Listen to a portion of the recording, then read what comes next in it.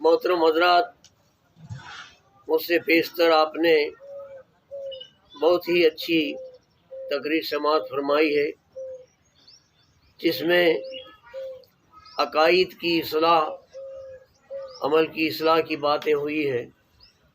آج کا دور فتنوں سے بھرا ہوا ہے، سارے کے سارے فرقے میدان میں آ گئے ہیں اور سب نے مل کر ایک کو ٹارگٹ کیا ہے۔ ہر ایک کا نشانہ اہل سنت والجماعت پر ہے۔ یہ سارے فرقے چاہے کوئی دیوبندی، وہابی، نجدی ہو، اہل حدیث ہو، احمدیہ ہو، رافضی ہو، خارجی ہو، سب نے ایڑی چوٹی کا زور لگایا ہے اور فائدہ اٹھا رہے ہیں موبائل سے۔ اس موبائل میں میرے بزرگ دوستوں بڑی اچھی باتیں بھی سیکھنے اور جاننے ملتی بھی ہے، اور اسی سے اگر کوئی باطل فرقے والے کے پلے جو پڑ جاؤ گے تو ایمان کا خاتمہ ہے۔ بہت ہی سنبھل کے رہنے کا وقت ہے، بچنے کا وقت ہے، اور اس کے لیے اللہ تبارک و تعالیٰ نے کلام پاک میں فرمایا ہے، یا ایھا الذین آمنوا اتقوا اللہ وکونوا مع الصادقین، اے ایمان والو اللہ سے ڈرو۔ اللہ سے ڈرنا، اب اللہ سے کیسے ڈرا جائے تو آگے راستہ بتا دیا، وَكُونُوا مَعَ الصَّادِقِينَ، سچوں کی صحبت میں چلے جاؤ، سچوں کے پاس چلے جاؤ۔ رب نے فرمایا ہے اللہ سے ڈرو گے تو ایمان والے ضرور بنو گے، عمل والے ضرور بنو گے۔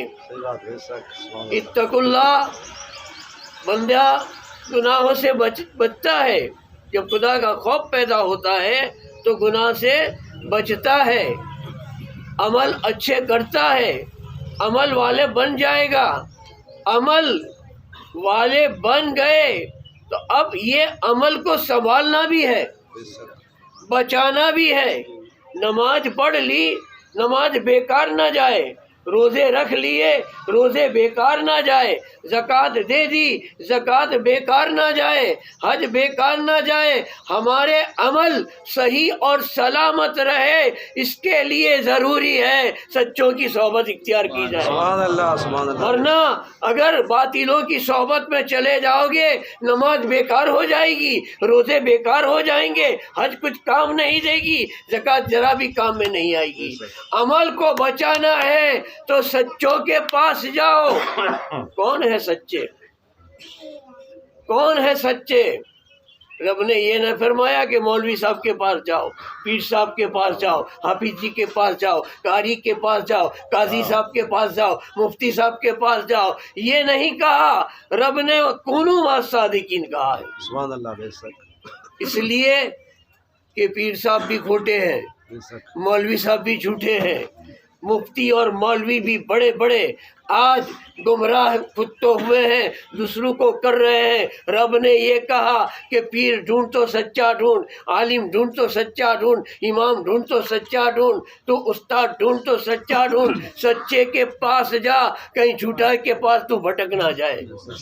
آج وہی دور سے ہم سب گزر رہے ہیں۔ ابھی جو قبر کی بات چل رہی تھی، بڑی اچھی گفتگو ہو رہی تھی۔ بزرگ اور دوستو، قبر کا معاملہ پر ہمارا تو ایمان ہے، ہم 7 چیزوں پر ایمان لے آئے ہیں۔ ہماری یہ سوگند ہوئی ہے، ہم نے کہا نا، آمنت باللہ و ملائکتہ و کتبہ و رسلہ والیوم الآخر والقدر خیرہ و شرہ من اللہ تعالی والبعث بعد الموت۔ اے مسلمان سنی، تو نے 7 چیزوں پر ایمان لے آیا ہے۔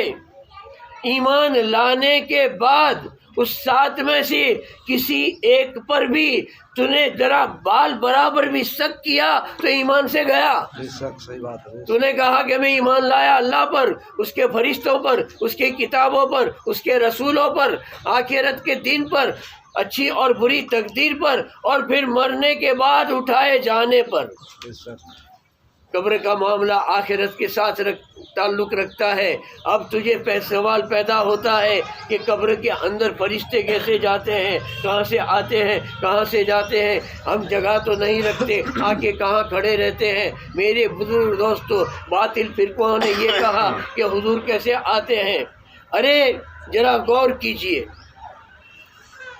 آج ہر ایک کا یہ عقیدہ بنا ہے اور ایمان بھی ہے کہ بھئی 2 فرشتے آتے ہیں، سوال جواب ہوتے ہیں. فرشتے آتے ہیں، 3 سوال پوچھتے ہیں، یہ تو مانتا ہے، اور حضور نہ آتے ہیں یہ نہیں مانتا. ارے فرشتے کس کھیت کی مولی ہے میرے آقا کے سامنے؟ بے شک. سبحان اللہ. کس کھیت کی مولی ہے جنات؟ ارے جس کے صدقے میں کائنات پیدا ہوئی، جو نہ ہوتے تو فرشتے نہ ہوتے. بے شک. اور بزرگ اور دوستو، ان سارے فرشتوں کا سردار ابھی آپ نے سنا کہ حضرت جبریل علیہ السلام، ان پر ہمارے طرف سے کروڑوں سلام. سبحان اللہ. حضرت جبریل علیہ السلام آقا کے قدموں کے تلووں کو بوسے دے بے شک. تو وہ آقا کی شان کیا ہوگی؟ ان کے سامنے منکر اور نکیر کیا ہے؟ ارے جہاں غلام جا سکتا ہے تو آقا کو کون روک سکتا ہے؟ آقا کو کون روک سکتا ہے؟ فرشتے تو ان کے در کے ادنا غلام ہیں. جب غلام آ سکتے ہیں، ایک سوال یہ بھی ہوتا ہے، عقیدے کی بات نکلی ہے تو کہہ دوں، درود پاک پڑھیے. صلاۃ و سلام علیک یا رسول اللہ، صلاۃ و سلام علیک یا حبیب اللہ. یہ بھی لوگ کہتے ہیں آج جس کے پاس دینی علم نہیں ہے، علماؤں سے، پیران عظام سے لوگ جو دور رہتے ہیں اور باطل عقیدے والوں کی صحبت میں یا ان کی کتابیں یا موبائل کے ذریعے ان کے اندر ایسے ایسے خیالات بھی پیدا ہوتے، سوال بھی کرتے ہیں کہ حضور صلی اللہ علیہ وسلم ایک ہی وقت میں سب قبروں میں کیسے جاتے ہوں گے؟ ایک دن میں تو کتنے آدمی مرتے ہیں. بے شک. سبحان اللہ. صحیح بات ہے. پرسوں کے دن میں میرے بزرگ اور دوستوں، جب حضرت کے انتقال کی خبر آئی، میں ایک زیارت میں بڑودرا تھا. اس دن کہیں بھی وہاں بھی میت ہوئی تھی، دوسری جگہ بھی میت تھی، کہیں اور بھی میتیں ہوتی ہیں ایک ہی دن میں. آج نہ جانے کتنے اللہ کے بندے اللہ کو پیارے ہو جائیں گے. بے شک. اور سب کی قبر میں فرشتے آتے ہیں. فرشتے 2 ہیں، منکر اور نکیر. وہ ایک ہی وقت میں ہزاروں کی قبر میں جا سکتے ہیں. بے شک. ایک ہی وقت میں کوئی انگلینڈ میں دفن ہوا، کوئی امریکہ میں دفن ہوا، کوئی عرب میں دفن ہوا، کوئی عراق میں دفن ہوا، کوئی افغان میں دفن ہوا، کوئی ہندوستان میں دفن ہوا. بے شک. فرشتے 2 ہیں، سب کی قبر میں جا سکتے ہیں. بزرگ اور دوستو، تو فرشتوں کے سردار اور ہمارے آقا صلی اللہ علیہ وسلم، بزرگ اور دوستو، کیوں نہیں جا سکتے؟ کون روک سکتا ہے؟ بے شک. کون روک سکتا ہے؟ کائنات جس کے تابع میں ہے، بنائی ہے اللہ تعالیٰ نے. یہ کائنات اللہ تعالیٰ نے بنائی ہے حضور کے لیے، اور کہا تھا کہ اے محبوب، اگر آپ کو پیدا کرنا نہ چاہتا میں کچھ نہیں بناتا، بے شک. کچھ نہ بناتا. سب کچھ تمہارے لیے ہے. جب سب ان کے لیے ہے تو وہ مالک ہے، بے شک. وہ مختار ہے. انہیں کوئی روک نہیں سکتا، انہیں کوئی روک نہیں سکتا. ہر جگہ پر چلے جاتے ہیں. ایسا ایک میرے کو ملا، کالج میں جاتا تھا، ان کا بیٹا، ایک ہی وقت میں سب جا سکتے ہیں کہ نہیں؟ تیرے گھر میں کیا ہے، ٹی وی ہے؟ تو کہ ہاں بہت اچھی ہے، لیٹسٹ لایا ہوں. کیا ٹی وی میں تو کیا کیا دیکھتا ہے؟ بتا تیری ٹی وی میں کیا کیا آتا ہے؟ اس نے سب پروگرام بتائے یہ آتے ہیں، نیتاؤں کے پروچن بھی آتے ہیں، علماؤں کی تقریر آتی ہے، نعت خواں کی نعت خوانی کے پروگرام آتے ہیں۔ تو رات کو 10 یا 11 بجے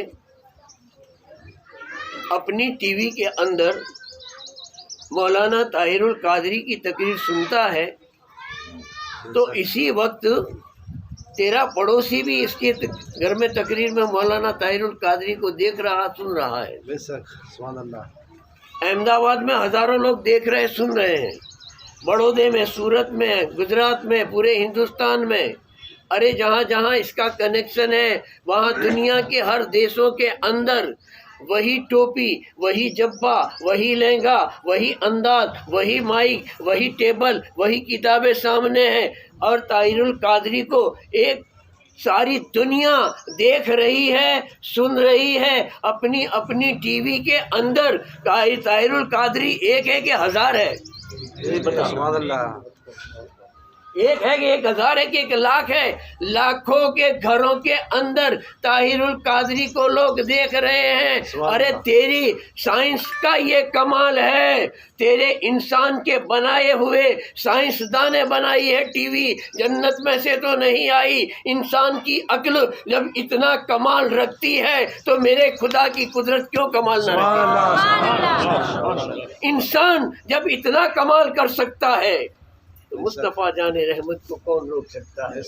بزرگوں اور دوستوں، تو آج کل کا جو زمانہ ہے، اپنے سنی بھائیوں کو اپنے عقیدے کو بچانا ہے، سنیت کو بچانا ہے، اور باطل فرقوں سے دور رہنے کی کوشش کرنی ہے۔ اور تکلیف تو یہ ہے کہ آج کل سنیت میں بھی الگ الگ بانٹے پڑ رہے ہیں، نہ جانے سنیوں کے اندر ہوا کیوں ہے۔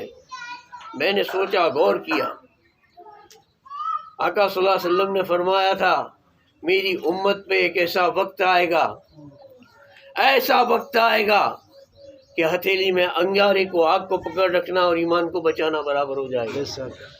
اس وقت سے ہم گزر رہے ہیں، اس وقت سے ہم گزر رہے ہیں۔ میرے بزرگ اور دوستو، دشمن کے لباس میں آئے تو پہچانا جاتا ہے، لیکن دشمن جب دوست کے لباس میں آتا ہے تو نہیں پہچانا جاتا۔ اس لیے پہچاننے کی ضرورت ہے۔ امامہ باندھ کے آئے کہ کھیسے کے اندر مسواک رکھ کے آئے، ہاتھ میں تسبیح لے کے آئے، تو صوفی سمجھنے کی ضرورت نہیں ہے، عقیدہ چیک کرنے کی ضرورت ہے۔ عقیدہ جب تک کہ چیک نہیں کرو گے تو لباس دیکھ کر پھنس مت جانا۔ بغل میں قرآن شریف اور مصلی لے کے پھرنا یہ ایمان والے کی نشانی نہیں ہے۔ بزرگوں اور دوستوں، ایک روز کا واقعہ ہے، دیکھو ایمان کس کو کہتے ہیں؟ درود پاک پڑھ لیجئے۔ صلوات و سلام علیک یا رسول اللہ، صلوات و سلام علیک یا رسول اللہ صلی اللہ علیہ وسلم۔ ایمان نام ہے اس کے رسول کا، اس کے رسول ہے تو ایمان ہے، اس کے رسول نہیں تو ایمان نہیں۔ حضور کی شان میں جس نے بھی بال برابر گستاخی کی وہ ایمان کے دائرے سے باہر ہے۔ وہ پھر فرشتوں کے بارے میں کہے کہ قبر کے بارے میں کہے کہ ولی کے بارے میں کہے کہ پیر کے بارے میں کہے کہ پیغمبر کے بارے میں کہے، سمجھو کہ ایمان کا خاتمہ ہے اس کا۔ ایسوں سے بچنے کی ضرورت ہے اپنے ایمان بچانے کے لیے۔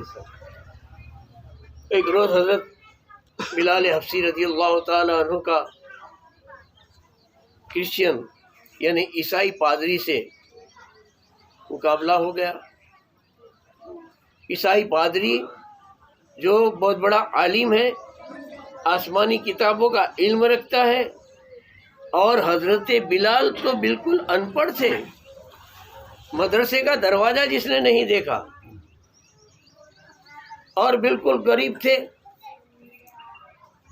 مفلس الحال تھے، دوسری جوڑ پہننے کو کپڑا نہیں تھا، ایک وقت کا کھانا مل گیا تو دوسرا جب خود آئے گا جب دوسرے وقت کھانا ملتا تھا، لیکن اس کے رسول کا ساگر بھرا ہوا تھا سینے میں۔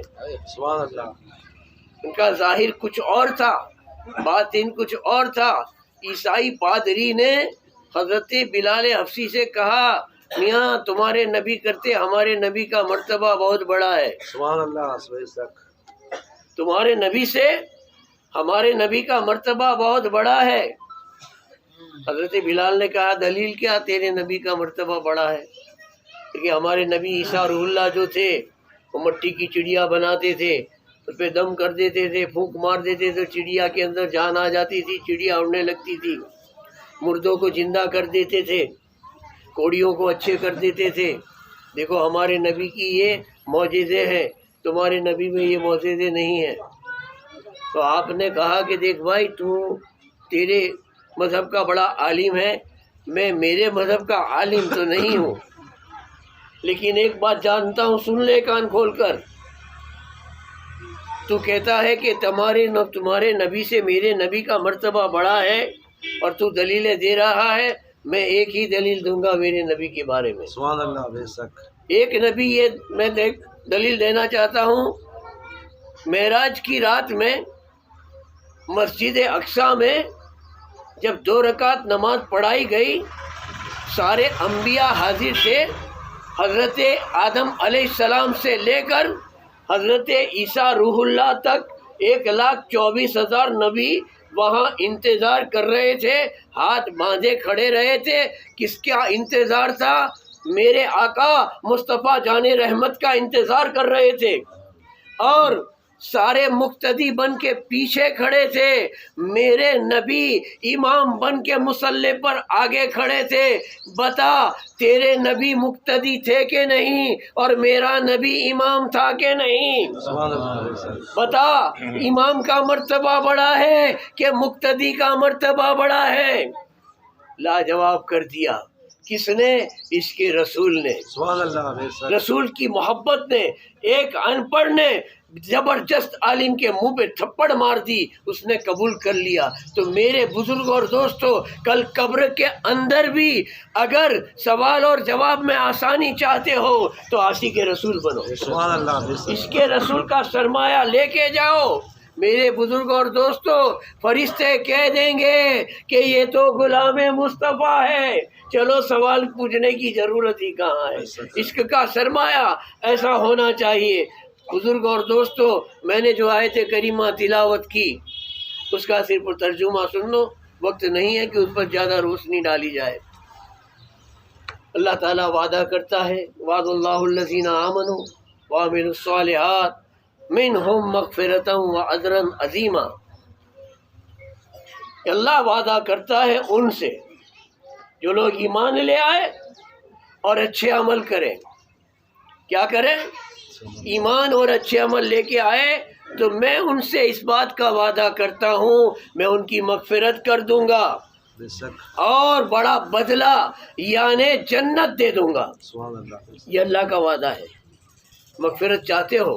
بے شک. مغفرت بغیر تو کیا کام ہے, پھر یہاں رہنے کا کوئی مطلب نہیں ہے. بے شک. مغفرت نہ ہوئی تو سب کچھ بیکار ہے. مغفرت اگر کرانی ہے تو پہلی شرط ایمان, بے شک.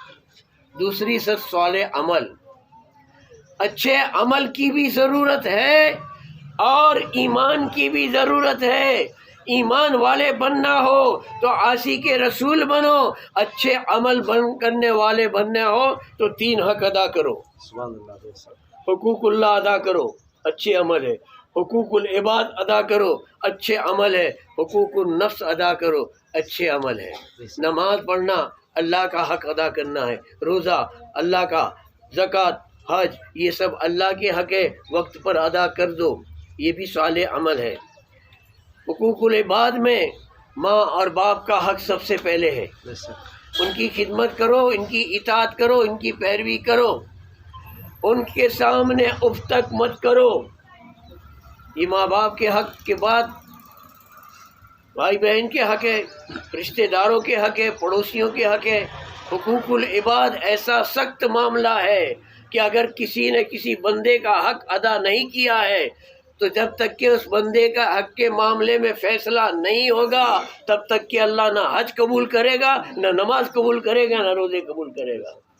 کسی کا لے کر واپس نہیں دیا تو کل یوں نہیں سمجھنا کہ میری نماز مجھے جنت میں لے جائے گی، میرے روزے مجھے جنت میں لے جائیں گے۔ کسی کا حق مارا ہے، لے کے دبا دیا ہے، مال دولت قیمتی کاغذات نہیں دیے تو یہ نہ سمجھ لینا کہ میری حج مجھے بچا لے گی، میرا عمرہ مجھے بچا لے گا۔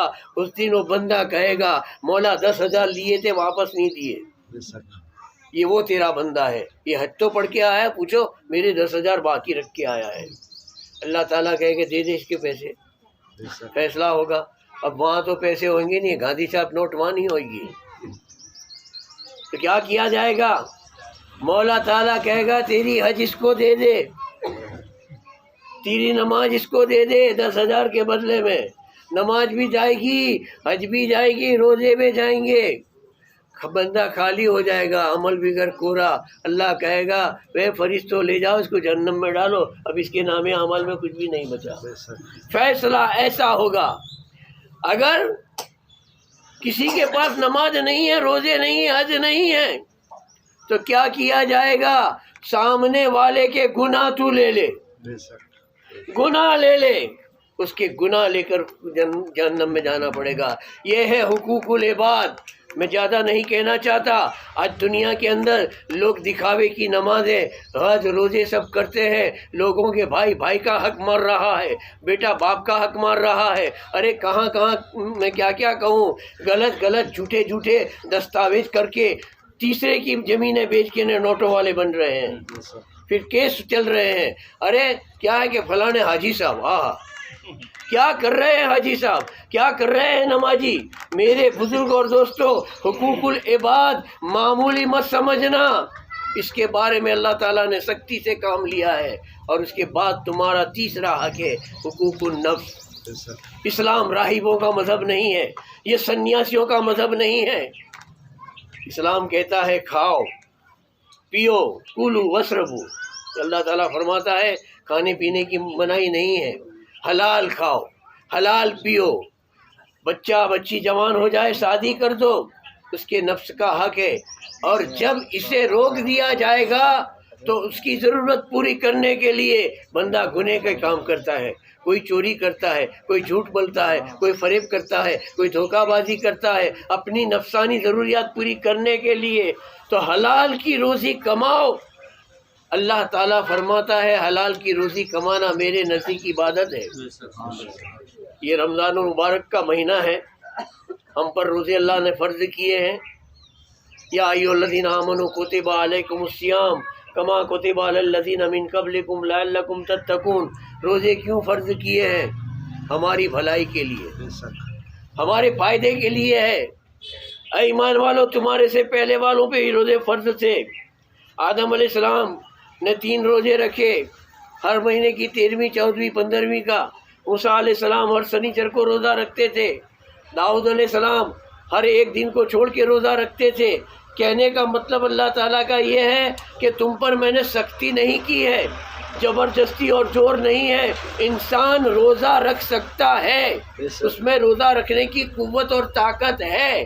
تمہارے اگلے والے بھی انسان تھے، فرشتے نہیں تھے، انہوں نے روزے رکھے۔ اور اسلام کے روزے اتنے آسان ہیں، اللہ کے پیارے رسول نے ہم کو سحری کرنے کی بھی اجازت دی، افطاری کی بھی اجازت دی، سحری میں برکتیں رکھی ہے کہ تم سحری کر کے روزہ رکھو، دن کو تمہارا کام کاج بند نہ رہے۔ بے شک اور لوگوں کے روزے ہیں مذہب کے، اسے اپواس کہتے ہیں، لیکن وہ لوگ سلنگ کرتے ہیں اور سب نہیں کرتے۔ ان کے دھرم کے جو مہاتما کے گرو ہوتے ہیں وہی کرتے ہیں۔ الحمدللہ امت محمدیہ کے روزے وہ روزے ہیں کہ ہمارے چھوٹے بچے بھی رکھتے ہیں، جوان بھی رکھتے ہیں، بوڑھے بھی رکھتے ہیں، ہماری ماں بہنیں بھی رکھتی ہے، سب کو اس کا فائدہ پہنچتا ہے۔ روزہ اس لیے فرض کیا گیا ہے کہ لعلکم تتقون، تمہارے اندر تقوی پیدا ہو جائے۔ سبحان اللہ بے شک دیکھو اتنے سب بیٹھے ہیں، معاف کرنا، انہوں نے روزہ رکھا ہے کہ نہیں رکھا میں نہیں کہہ سکتا، اس نے رکھا ہے کہ نہیں رکھا میں نہیں کہہ سکتا، اس نے رکھا ہے کہ نہیں رکھا میں نہیں کہہ سکتا۔ یہ خفیہ عبادت ہے، بے شک خفیہ چھپی عبادت ہے۔ اور اللہ تعالیٰ کے نزدیک جتنی عبادت چھپی ہو خفی ہو اتنی اللہ کو بہت پیاری ہے، سبحان اللہ بہت پسندیدہ عبادت ہے۔ جب تک کہ بندہ ظاہر نہیں کرتا کہ میں روزے سے ہوں تب تک کہ ظاہر نہیں ہوتا۔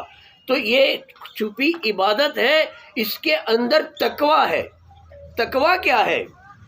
کہ آدمی گناہ سے بچتا ہے۔ بے شک ایک انسان کو پیاس لگی ہے، گلا سوکھ رہا ہے، آواز نکل نہیں رہی ہے، گھر میں تنہا ہے، پانی موجود ہے، اگر خوف خدا نہ ہو تو پی بھی سکتا ہے، بے شک کون روکتا ہے اسے؟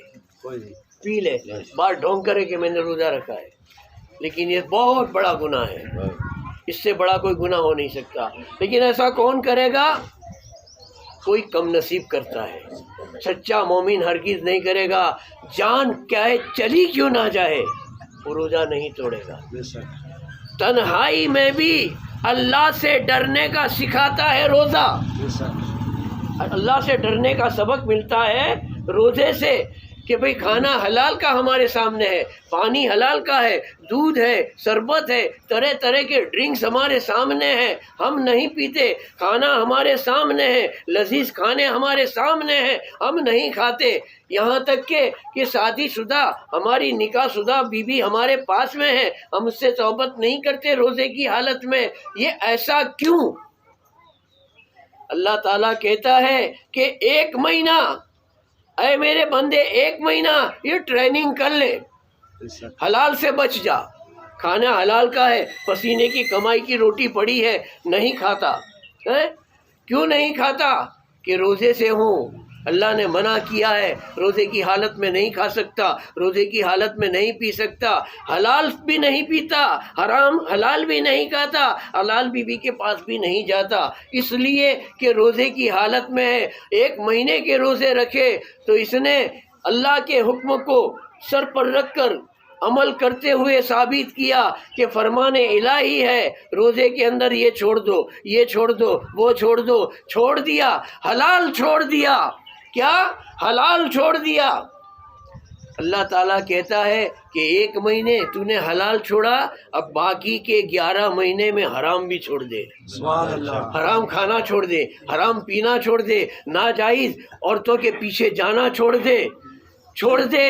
تو چھوڑ سکتا ہے اس لیے کہ تو نے رمضان میں حلال چھوڑا تھا، تو باقی کے دنوں میں حرام کیوں نہیں چھوڑ سکتا؟ سبحان اللہ سبحان اللہ اصل مقصد روزے کا یہ ہے کہ ہم کو اللہ تعالیٰ سکھانا چاہتا ہے کہ گناہوں سے بچو، اللہ کی نافرمانیوں سے بچو، یہ بچنے کی تعلیم دی جاتی ہے۔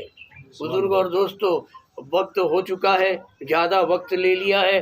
رمضان المبارک کی ساعتیں رحمت بھری ساعتیں ہیں، ایک ایک ساعت کے اندر اللہ تعالیٰ 70,000 گنہگاروں کو معاف کر دیتا ہے۔ پہلے 10 روزے رحمت کے ہیں، دوسرے برکت کے ہیں، اور آخری تیسرے مغفرت کے ہیں۔ سبحان اللہ یہ وہ مہینہ ہے شہر رمضان الذی انزل فیہ القرآن، کہ جس کے اندر اللہ تعالیٰ نے قرآن کو نازل فرمایا ہے۔ قرآن کو پڑھتے رہو اور اپنے دلوں کے کاٹ کو دور کرتے رہو، نماز کو وقت پر جماعت کے ساتھ ادا کرو۔ یہاں آج سنت رمضان میں پڑھی، نفل پڑھنے کا ثواب سنت کے برابر ہے، سنت پڑھنے کا ثواب فرض کے برابر ہے، اور فرض پڑھنے کا ثواب 70 فرض پڑھنے کے برابر سبحان اللہ ہے۔ بے شمار نعمتیں اللہ تعالیٰ نے ہمارے لیے رحمتوں کے دروازے کھلے رکھ دیے ہیں، اور اس میں بھی اگر ہم کوتاہی کریں تو ہمارے جیسا بدقسمت کون ہو سکتا ہے؟